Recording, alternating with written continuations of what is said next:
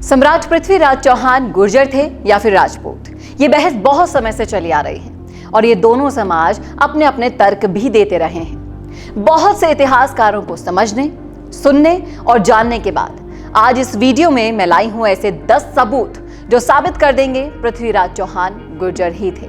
तो कौन से है ये 10 सबूत, जानने के लिए जुड़े रहिए लास्ट तक हमारे साथ। नमस्कार, मैं हूं चेतना शर्मा आपके साथ और आप देखना शुरू कर चुके हैं राजस्थान संवाद।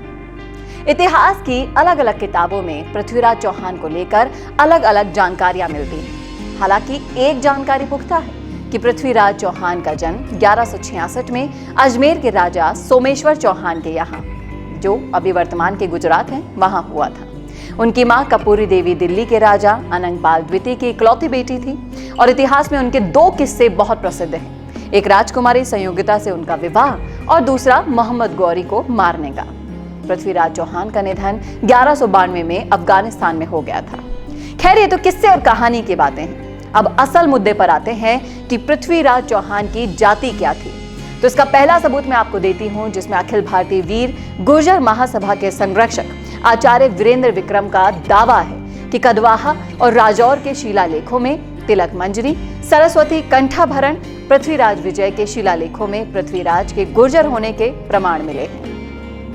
दूसरा सबूत में पृथ्वीराज विजय महाकाव्य के सर्ग 10 के श्लोक नंबर 50 में पृथ्वीराज के किले को गुर्जर दुर्ग लिखा गया है। तीसरा सबूत इसी के सर्ग 11 के श्लोक नंबर 7 और 9 में गुर्जरों द्वारा गौरी को पराजित करने का जिक्र भी किया गया है। इससे साबित होता है कि पृथ्वीराज चौहान गुर्जर समुदाय से थे। इसके अलावा अगला सबूत है पृथ्वीराज रासो के पर्व के पाठ 1 और 613वें छंद में पृथ्वीराज चौहान के पिता सोमेश्वर को गुर्जर के रूप में वर्णित किया गया है।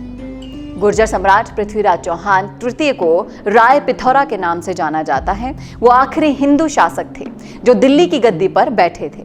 वो चहमान वंश के एक महान गुर्जर राजा और योद्धा थे। अगला सबूत है पूरा राजस्थान 16वीं शताब्दी तक गुर्जरात्रा कहलाता था।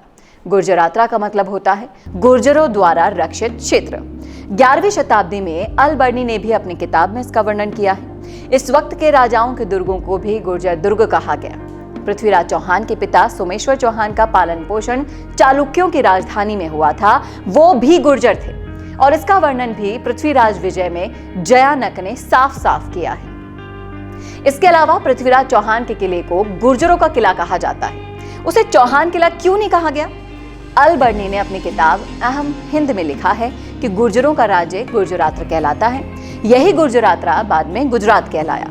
पृथ्वीराज रासो में भी पृथ्वीराज चौहान के पिता को गुर्जर नरेश कहा गया। इसी तरह साफ है कि वो गुर्जर थे और जब पिता गुर्जर है तो बेटा भी गुर्जर ही होगा। पृथ्वीराज चौहान के भाई को भी गुर्जर नरेश ही लिखा गया है। और अब हम आपको हिम्मत सिंह गुर्जर का एक ट्वीट स्क्रीन पर दिखा रहे हैं, जिस पर उन्होंने सबूत देते हुए साफ साफ लिखा है कि पृथ्वीराज चौहान गुर्जर थे। इसमें उन्होंने पृथ्वीराज विजय महाकाव्य के सर के साथ श्लोक नंबर 50 में इसका सबूत भी दिया है। आप भी देख सकते हैं स्क्रीन पर।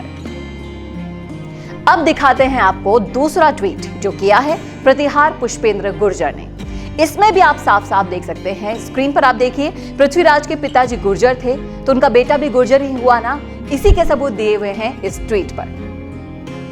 और अगला सबूत दिया है पटेल आजाद सिंह गुर्जर ने। इनके ट्वीट में भी आप साफ साफ देख सकते हैं, इन्होंने पूरे इतिहास की जानकारी दे दी है और साबित किया है कि पृथ्वीराज चौहान गुर्जर थे। देखिए आप स्क्रीन पर, उन्होंने साफ साफ कह रखा है इसमें किस तरह से श्री देव नारायण जी का गोत्र चौहान था और हिंदुस्तान में हुए चौहान राजा इन्हीं के वंशज थे और सम्राट पृथ्वीराज चौहान भी इन्हीं के ही वंशज थे, इसीलिए वो भी गुर्जर जाति से ही थे। तो ये साबित होता है इन सारे सबूतों से, ये सब कुछ इतिहास में दर्ज है, इतिहास की किताबों से लिया गया है और इतिहासकारों से प्रमाणित किताबों से ये सबूत मैंने आपके सामने पेश किए हैं। तो इससे साबित होता है कि पृथ्वीराज चौहान गुर्जर ही थे। आपकी क्या राय है, आपका क्या सोचना है, कमेंट करके जरूर बताइएगा कमेंट बॉक्स में। और इसी तरह के और वीडियोस के लिए देखना न भूलेगा राजस्थान संवाद। नमस्कार। हर प्रॉब्लम का एक सॉल्यूशन होता है और आपके बिजनेस को ग्रो करने का सॉल्यूशन है मिशे मीडिया सॉल्यूशन।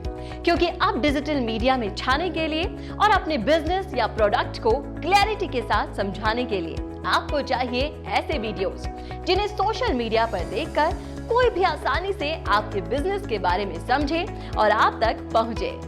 मिशी मीडिया सॉल्यूशन है कंप्लीट वीडियो प्रोडक्शन हाउस जो करता है मदद आपके बिजनेस को ग्रो करने में।